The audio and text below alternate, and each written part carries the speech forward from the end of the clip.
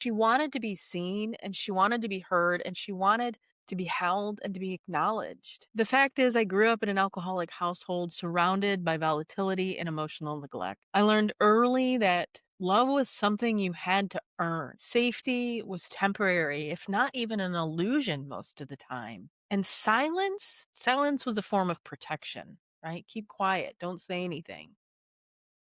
Often just so that you didn't get the rage. None of it felt unusual at that time. It was just life. It is what I grew up and learned how to accept as normal. But decades later, when I started to ask myself why I drank, right? In this recovery, when I started to explore why in the world I was drinking in the first place, memories began to surface. It's not surprising when you actually look at the data, right? Studies from the CDC and the National Institute on Drug Abuse show that people who grew up in homes marked by addiction, abuse, or neglect have a dramatically higher risk of developing substance use disorder. There is a study called the Adverse Childhood Experiences Study, and it's one of the largest public health studies ever conducted. And it found that for every traumatic experience in childhood, you increase the likelihood of alcoholism by 2 to 4 times. That's each traumatic experience. So if you grew up with regular abuse, neglect, and witness the abuse or neglect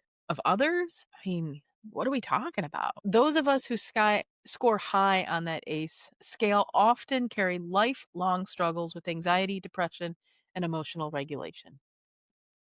We also tend to attract relationships that mirror the chaos of our upbringing because our nervous system is wired to equate familiarity with safety. It's wired so that chaos, that silence, that drama feels safe, right? Because that's what we know and how to operate within. For me, alcohol became the bridge between the unbearable tension inside of me and the illusion of peace that I so desperately craved. When I got sober, the bridge collapsed, and beneath it was this little girl, this little sunshine that was left trembling in the dark, afraid, scared, hurt, and in pain.